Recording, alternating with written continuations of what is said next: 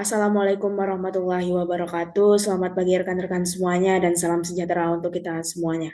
Sebelumnya saya mengucapkan terima kasih kepada dosen pengampu mata kuliah perilaku organisasi, yakni Ibu Dr. Siska Sesmita, SIP MPA yang telah memberikan kesempatan bagi kelompok saya dan rekan saya, yakni kelompok 10, untuk melaksanakan presentasi mengenai analisis kasus dari perilaku organisasi. Perkenalkan, nama saya Rahadatul Aisy dengan NIM 23042194 sebagai moderator yang akan memandu jalannya presentasi kita melalui via Zoom meeting ini. Kali ini saya tidak sendiri bersama rekan-rekan saya dari kelompok 10, di mana rekan saya yang pertama ialah Duyanti Aura Putri dan yang kedua adalah Febrina Dwi Daniati.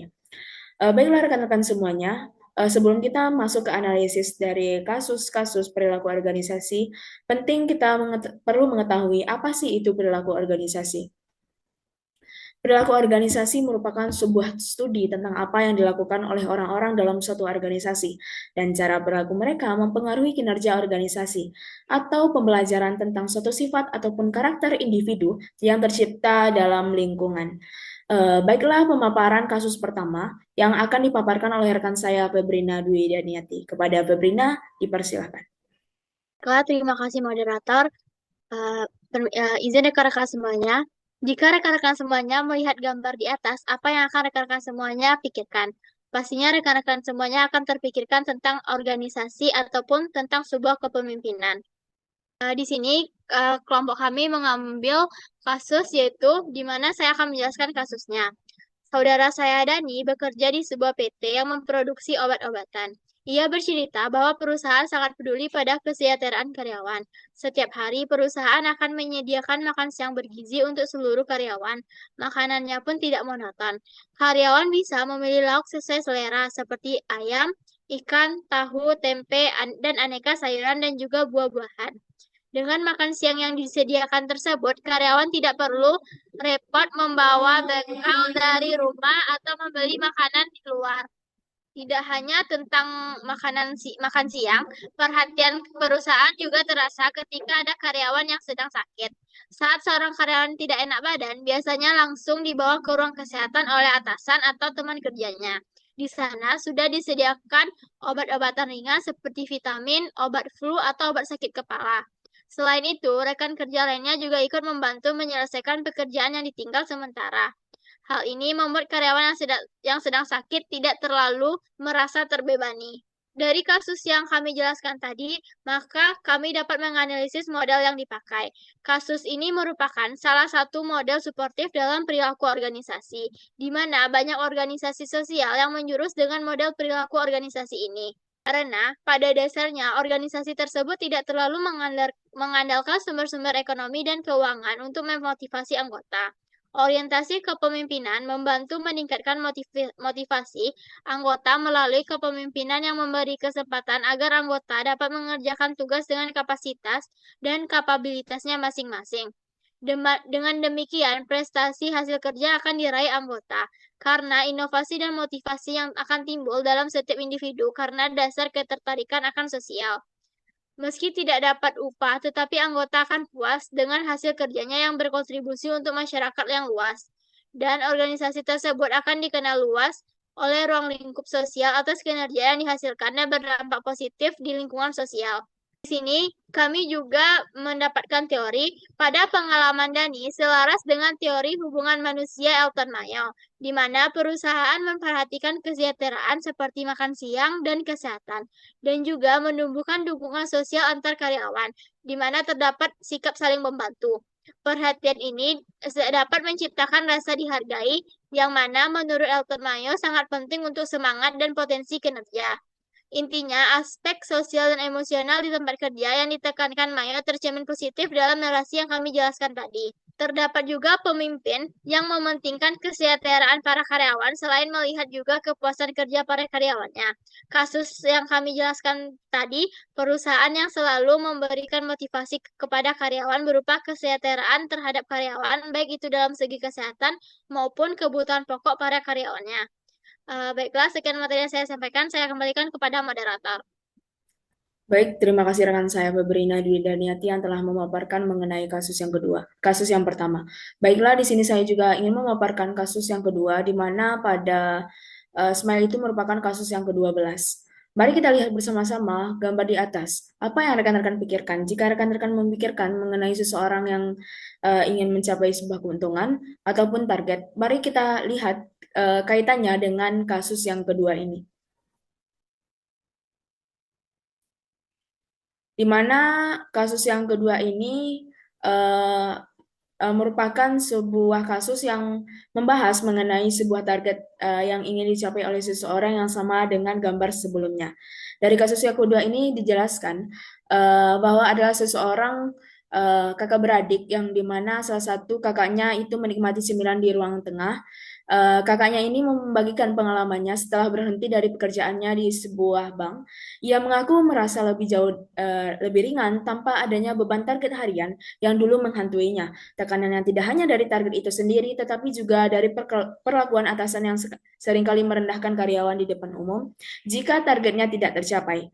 Kakak Rifai ini menggambarkan bahwa budaya kerja di sana sebagai lingkungan yang penuh persaingan yang tidak sehat, di mana para karyawan diurutkan berdasarkan pencapaian target yang berada di posisi bawah hingga mendapatkan teguran yang khusus. Bukan hanya itu, meskipun lingkungan kerja yang sangat berat yang hingga membuatnya pernah menangis dan merasa ingin menyerah, namun kakak Rifai ini mampu bertahan selama 4 tahun. Yang awalnya motivasinya adalah kebutuhan akan pengalaman dan gaji yang lumayan untuk menabung. Namun pertemuannya dengan calon suami yang rencananya pernikahan menjadi titik balik. Ia memiliki tujuan yang lebih besar, yakni menjadi ibu rumah tangga, yang memberikan semangat baru untuk bertahan hingga waktu yang tepat untuk mengundurkan diri dari bank tersebut. Selain itu, ia menciptakan sistem self-reward setiap kali mencapai target dan membangun hubungan positif dengan rekan kerjanya. Walaupun kelompok belajar ini yang bersifat informal untuk saling mendukung dan berbagi pengetahuan. Nah, rekan-rekan semuanya, dapat kita lihat mengenai analisis gambar yang telah kami buat, bahwa dari kasus kedua ini, dari kasus Karipai ini, sesuai dengan gambar yang sebelumnya sudah kami paparkan mengenai seseorang yang ingin mencapai targetnya, di mana ini ada sebuah target yang harus dicapai, namun karena tidak ada kurang tercapainya target, atasan selalu mendesak dan supaya karyawannya ingin selalu mencapai targetnya. Dan juga karena ada atasan yang selalu mendesak dan pemarah, lingkungan yang toksik karena adanya persaingan juga.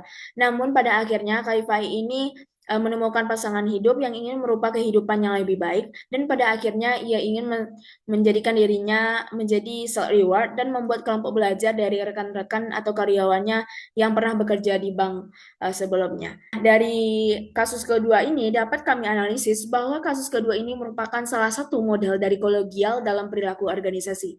Karena berdasarkan pada kemitraan dalam bisnis yang dilakukan untuk mencapai sebuah target dalam bisnis, kerjasama tim yang sangat diperlukan dalam organisasi ini. Nah, mungkin itu analisis mengenai kasus kedua. Selanjutnya, pemaparan materi selanjutnya yang akan disampaikan oleh rekan saya, Dwi Yanti Aura Putri. Kepada Dwi Yanti Aura Putri, dipersilahkan. Baik, terima kasih moderator. Saya akan melanjutkan pembahasan analisis dari kelompok kami. Nah, mengenai analisis yang telah kami dapat bahwa dari kasus Dani dan kasus Rifani tadi terdapat nilai yang tercermin dalam narasi tersebut. Ya, sebelum masuk ke model nilai tersebut, saya akan menjelaskan terlebih dahulu apa itu nilai. Milton Rockets melakukan survei yang dikenal dengan nama Rockets Value Survey atau RVS untuk mengklasifikasikan nilai-nilai. RVS terdiri dari dua jenis set nilai yang masing-masing berisi 18 item nilai individual. Satu set disebut nilai terminal dan yang lainnya disebut nilai instrumental. Nah, dari kasus satu tadi, kami menganalisis bahwa dapat dilihat bahwa kasus satu tersebut merupakan jenis nilai instrumental. Nilai instrumental ini merujuk pada cara-cara yang disukai untuk mencapai tujuan yang diinginkan. Misalnya dalam kasus Dani tadi, nilai-nilai instrumental yang dapat mencapai nilai terminal kesejahteraan karyawan adalah kepemimpinan yang baik yang menciptakan patuh sopan seperti yang mencintai patuh sopan seperti menyediakan obat-obatan dan memberi sarapan. Selain itu, nilai instrumental dalam kasus Dani tadi terlihat jelas saling suportif, di mana saat karyawan belum selesai menyelesaikan pekerjaan, karyawan lainnya saling melengkapi sehingga tidak ada rasa persaingan satu sama lainnya. Juga terdapat rasa tanggung jawab, di mana hal ini sangat penting dalam perilaku organisasi. Nah, dari narasi 2 atau narasi tentang Kak Rifani tadi, di sana mencerminkan nilai-nilai terminal dalam kehidupan Kak Rifani tersebut. Terlihat dari pergeseran prioritasnya dari lingkungan kerja penuh tekanan menuju kehidupan yang lebih bermakna. Nilai-nilai terminal yang muncul meliputi kebahagiaan personal, keharmonisan keluarga, keamanan finansial, harga diri, dan hubungan interpersonal yang bermakna. Keputusannya untuk resign dari bank demi mengejar kualitas hidup yang lebih baik dan fokus pada pernikahan menunjukkan bagaimana dia menyelaraskan hidupnya dengan nilai-nilai akhir yang dianggapnya penting. Baik, sekian yang dapat saya jelaskan. Saya kembalikan lagi kepada moderator. Baik, terima kasih rekan saya Duyanti Aura Putri yang telah memaparkan mengenai nilai-nilai dari kasus yang telah kami ambil. Nah, masuk saja ke penghubung bahwa dapat kita simpulkan bahwa dari setiap perilaku organisasi itu terjadi sangatlah berbeda-beda rekan-rekan semuanya. Ada yang dari lingkungan suportif yang saling mendukung antara satu dengan yang lain, dapat kita lihat dari kasus yang pertama, dan juga ada yang menjadikan lingkungan sekitar sebagai persaingan yang karena adanya target yang harus dicapai. Dari kasus 2 dan kasus 1 sudah nampak perbandingan, di mana kasus 1 tersebut merupakan adanya motivasi dari pemimpin, sedangkan kasus kedua mencerminkan sebuah persaingan yang membuat dirinya keluar dari zona lingkungan itu sendiri. Oleh karena itu, diperlukannya manajemen konflik untuk mengoptimalkan pemeliharaan konflik untuk keberlangsungan hidup dan efektivitas organisasi. Rekan-rekan semuanya, mungkin hanya itulah pemaparan mengenai analisis kasus perilaku organisasi dari kelompok kami. Apabila ada salah kata, kami mohon maaf, kurang dan salahnya kami mohon maaf. Wabillahi taufiq wa hidayah. Wassalamualaikum warahmatullahi wabarakatuh.